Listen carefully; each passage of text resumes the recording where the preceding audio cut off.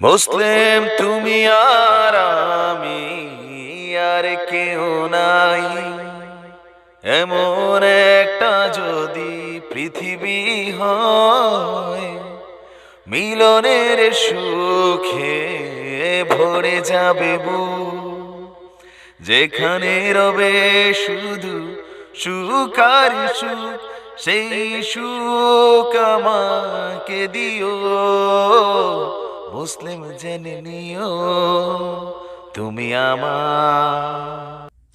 Bike রে আলো বন্ধ করচ্ছা ব্যান ছবি নালাক আপনি কি কন আমি গান গাইতাম পারি না। স্কুল জীবনে 3বার আমি সঙ্গীত শিল্পী হিসাবে জ্যামিতি বাক্স পাইছি, মেলামাইনের বাসন পাইছি, এরপরে একটা গিফট সেটও পাইছি। তো আমি কি কেন ভাবি সকালবেলা তুমি এমন পৃথিবীর খোঁজ করতেছো, ভাই জীবনে তো কোনো কিছু করতল না তোর বাইয়ে। তো কইলাম এমন একটা জায়গা নিয়ে যাও যেই দেশে যেতে পাসপোর্ট লাগে না। পাসপোর্ট লাগে না এমন কিছু আছে, ভিভিআইপি পাসপোর্ট খুঁজবা কি কাজে? হ্যাঁ বেটার এত বড় পোস্ট থেকে বেটা ভিভিআইপি পাসপোর্ট বাদে অন্য পাসপোর্ট নিছে। দর্শক মজার ছলে যদিও বলছি, আমাদের যত দিন যাচ্ছে মানুষের মধ্যে নানান উৎকণ্ঠা দেখা দিয়েছে সাবেক মহাপরিদর্শক আমাদের যিনি আছেন বেনজির সাহেবের বিরুদ্ধে কালের কণ্ঠ, বসুন্ধরা গ্রুপের মালিকানাধীন কালের কণ্ঠ, আনবির ভাইরে তো চিনেন, দ্য বিগ বস। তো ওনাদের পত্রিকাটাই প্রথম যেই নিউজ করেছিল, এরপর সেটাকে দুদকের সামনে নিয়ে আসছিল ব্যারিস্টার সুমন ভাই। এরপর থেকে দুদকের যে যাত্রা শুরু হয়েছে, একের পর এক চাঞ্চল্যকর তথ্য যখন বের হচ্ছে, তখন সাধারণ মানুষের মনে একটা প্রশ্ন আসতেই পারে যে আসলে রাষ্ট্রের সর্বোচ্চ এই পদগুলোতে যারা বসেন আসলে তারা কি করেন।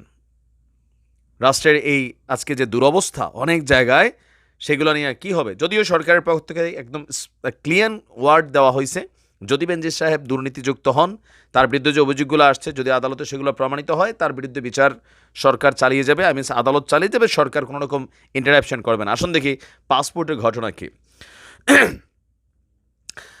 হাজার কোটি টাকার সম্পত্তির পাহাড় গড়লেও পাসপোর্টে পুলিশ পরিচয় আড়াল করে নিজেকে সরকারি চাকরিজীবী পরিচয় দিয়ে নীল রঙের অফিসিয়াল পাসপোর্ট করেননি। সুযোগ থাকার পরও নেননি রেড পাসপোর্ট, যেটা প্রত্যেকটা মানুষের একটা কাম্য। বেসরকারি চাকরিজীবী পরিচয়ে সাধারণ পাসপোর্ট তৈরির ক্ষেত্রেও আশ্রয় নিয়েছেন তিনি। জালিয়াতির অভিযোগ বিভিন্ন গণমাধ্যমের। নবায়নের সময় একাধিকবার ধরাও পড়েছে। পাসপোর্ট অধিদপ্তর বিষয়টাকে আটকিয়ে দিয়েছিল, চিঠি দেওয়া হয়েছিল র্যাবের সদর দপ্তরে, কিন্তু অবৈধ প্রভাব খাটিয়ে নাকি ম্যানেজও করেছেন তিনি। অভিযোগ গণমাধ্যমগুলোর। পাসপোর্ট অফিসে না গিয়ে নিয়েছিলেন বিশেষ সুবিধা। আর আমরা যদি দেখি যে অনুসন্ধানে জানা গেছে যে বেনজির সাহেব তার পুরনো হাতে লেখা পাসপোর্ট নবায়নের আবেদন করেছিলেন 2010 সালের 11ই অক্টোবর। রহস্যজনক কারণে নীল রঙের অফিসিয়াল পাসপোর্ট না নিয়ে সাধারণ পাসপোর্টটা তিনি পিক করেছিলেন। এই সময় আসল পরিচয় আড়াল করে তিনি নিজেকে একজন বেসরকারি চাকরিজীবী বলেই পরিচয় দিয়েছিলেন। আবেদন ফর্মে পেশা হিসেবে লিখেন প্রাইভেট সার্ভিস। নথি ঘেটে দেখা যায় 2010 সালের 14ই অক্টোবর বেনজিরকে নবায়নকৃত মেশিন রিডেবল পাসপোর্ট দেওয়া হয়। নম্বর হচ্ছে AA10732252। মেয়াদ উত্তীর্ণের তারিখ ছিল 2015 সালের 13ই অক্টোবর। মেয়াদ পূর্তির আগেই 2014 সালে তিনি ফের পাসপোর্ট নবায়নের আবেদন করেন। এবারও যথারীতি নিজেকে বেসরকারি চাকরিজীবী পরিচয় দিয়েছেন। বেনজির তখন ঢাকা মহানগর পুলিশের কমিশনার। এমন গুরুত্বপূর্ণ পদে থেকে তিনি অফিসিয়াল পাসপোর্ট নেননি। তার দ্বিতীয় দফায় নবায়নকৃত পাসপোর্টের মেয়াদ ছিল 2019 সালের 17ই সেপ্টেম্বর পর্যন্ত। পরে 2016 সালে তিনি ফের পাসপোর্ট নবায়নের আবেদন জমা দেন। এই সময় ছিলেন তিনি র্যাবের মহাপরিচালক। এবারও যথারীতি তিনি বেসরকারি পাসপোর্টের জন্যই আবেদন করেন। তখনই ধরা পড়ে তার এ সকল জালিয়াতির ঘটনা। সংশ্লিষ্টরা বলছে যে নিজে পাসপোর্ট অফিসে হাজির হননি, আবেদন ফর্ম নিয়ে আসেন তার ব্যক্তিগত কর্মকর্তারা, কিন্তু র্যাব মহাপরিচালকের বেসরকারি পাসপোর্ট দেখে সংশ্লিষ্ট পাসপোর্ট কর্মকর্তাদের সন্দেহ হয়। পরে বিষয়টি পাসপোর্ট অধিদপ্তরের তৎকালীন মহাপরিচালকের নজরে আনা হলে বেনজিরের আবেদনপত্র আটকে যায়। তখন বেনজিরকে বিভাগীয় অনাপত্তিপত্র দাখিল করতে বলা হয়, কিন্তু এনওসি জমা না দিয়ে পাসপোর্ট নবায়নের চাপ দিয়েছেন। সন্দেহজনক বিবেচনায় বেনজিরের বেসরকারি সাধারণ পাসপোর্ট গ্রহণের পক্ষে যথাযথ ব্যাখ্যা চেয়ে র্যাবের সদর দপ্তরে চিঠি দিয়েছিল পাসপোর্ট অধিদপ্তর, কিন্তু কাজ হয়নি। 2016 সালের 15 ডিসেম্বর র্যাব সদর দপ্তর থেকে তার উদ্দেশ্যে এখানে একটা পাসপোর্ট প্রতিস্থাপনের অনুরোধ করে পাঠান। এর 24 ঘন্টার মধ্যেই বেনজিরকে পাসপোর্ট দিতে বাধ্য হয় পাসপোর্ট অধিদপ্তর, যার নম্বর হচ্ছে 0828141।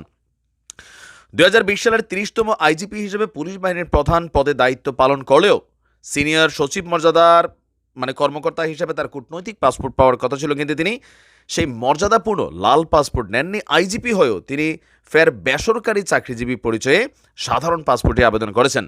কিন্তু ততদিনে দেশে অত্যাধুনিক প্রযুক্তির এই পাসপোর্ট চালু হওয়ায় তার আবেদন নিয়ে জটিলতা দেখা যায়। এই সময় তিনি বিভিন্ন রকম অ্যাক্টিভিটিস চালিয়েছেন। বলা হচ্ছে যে দায়িত্বপ্রাপ্ত কর্মকর্তারা তার বাসায় গিয়ে ছবি তোলা, আঙ্গুলের ছাপ নেওয়া সহ সব আনুষ্ঠানিকতা শেষ করেন। অতি গোপনে করা হয় কাজ। 2020 সালের 4 মার্চ তার আবেদনপত্র জমা হয়। 1 জুন বেনজিরের নামে 10 বছর মেয়াদি ই পাসপোর্ট ইস্যু করা হয়। একই প্রক্রিয়ায় আমরা দেখেছি আরও ঘটনা ঘটেছে। পাসপোর্টে মিথ্যে তথ্য দেওয়া ছাড়াও বেনজিরের পাসপোর্টে বড় ধরনের অনিয়ম হয়েছে। যেমন সরকারি চাকরিজীবীদের 5 বছরের বেশি মেয়াদের পাসপোর্ট দেওয়ার নিয়ম না থাকলেও তাকে দেওয়া হয়েছে 10 বছর মেয়াদি। পাসপোর্ট কর্মকর্তারা বলছেন যে আচ্ছা, আমরা এখানে এগুলো শেষ করার সুযোগ নাই। তো নিশ্চয়ই বেনজির সাহেবও তিনি তার অবস্থানটা ক্লিয়ার করেছেন। তার আইনজীবীদের মাধ্যমে আমরা দেখলাম যে তিনি বলছেন যে আগামী 6 জুন তার আইনজীবীরা এটা সম্পর্কে ব্যবস্থা নেবে। এই যে অভিযোগগুলো, আমরা যে নিউজগুলো করছি এগুলো কি অভিযোগ, গণমাধ্যমে প্রকাশিত বিভিন্ন অভিযোগ। তো গণমাধ্যম তো ইনভেস্টিগেশন করেই one kind of journalist investigation হয়। এবার বিষয়টা যখন আদালতে দাঁড়াবে তখন বিষয়টা হবে আদালত কর্তৃক নির্দেশনা দেওয়া হবে যে পুলিশের কোনো ডিপার্টমেন্টকে বা সামহাউ যারা এটাকে ইনভেস্টিগেশন করবে, দুদক হোক বা গোয়েন্দা সংস্থাগুলো হোক। এখন মজার বিষয় হচ্ছে যে ওনার বিরুদ্ধে কিন্তু এখনও কোনো মামলা হয় নাই। ওনার আইনজীবীদের বক্তব্য যে ওনার বিরুদ্ধে কোনো মামলা নেই। ইভেন দেশ ত্যাগেও ওনার কিন্তু কোনো নিষেধাজ্ঞা নেই। আদালত কর্তৃক ওনাকে দেশ ত্যাগ করতে নিষেধাজ্ঞা বলা হয়নি, যেটা আমাদের পররাষ্ট্রমন্ত্রী বলছিলেন যে বেনজির সাহেব তিনি যে কোনো দেশে ইচ্ছা যেতে পারেন। কোনো দেশ যদি তাকে স্যাংশন দিয়ে থাকে সেই দেশ ছাড়া পৃথিবীর সকল দেশে তিনি যাইতে পারেন, কারণ তার বিরুদ্ধে এখনও অফিসিয়ালি কোনো মামলা কেউ করে নাই।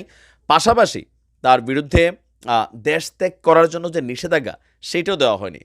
আদালত যেটা করছে সেটা হচ্ছে তার সম্পদের ইনভেস্টিগেশন, তার বিভিন্ন প্রপার্টি ভ্যালু কোথায় কোনটা আছে, তারপর আদালতের কাছে যেগুলো সন্দেহজনক মনে হয়েছে, সামহাউ ওনার ব্যাঙ্ক অ্যাকাউন্ট বা আরও যে জিনিসগুলো আছে সেগুলোকে ক্রোক করা বা তার অ্যাকাউন্টগুলোকে ফ্রিজ করা। বিভিন্ন জায়গায় আমরা দেখছি যে মোটামুটি সারা বাংলাদেশের গুরুত্বপূর্ণ বেশিরভাগ জায়গাতেই বেনজির সাহেবের পরিবারের একটা বিশাল সম্পত্তি আমরা দেখতে পেয়েছি। তবে তিনি কিন্তু এখনও অন দ্য চ্যালেঞ্জে আছেন। তিনি বলছিলেন যদি কেউ প্রমাণ করতে পারে এগুলো অবৈধ সম্পত্তি তাহলে তিনি দান করে দিবেন। সো এই কথার পিছনে আসলে শক্তিটা কোথায় সেটা আগামী 6 জুন তিনি যখন দুদকের অফিসে আসবেন, যদি বাংলাদেশে আসেন তাহলে 6 জুন তিনি দুদক অফিসে হাজির হবেন। না আসলেও তার যে লিগ্যাল আইনজীবীরা তারা হয়তো এটাকে আইনিভাবে কীভাবে কী প্রসিডিং করা যায় সেটা হয়তো করবে। তো এই মুহূর্তে তিনি কি বলা হয় যে সিঙ্গাপুরে অবস্থান করছেন। তো দেখা যাক, অনেক কিছুই গণমাধ্যমে প্রকাশিত হচ্ছে, লোকমনেও নানান জল্পনা কল্পনা যে এই ঘটনাগুলোর পেছনের আসল ঘটনা কী। সময় হলে এইসব প্রকাশ হবে। ভালো থাকুন। আসসালামু আলাইকুম।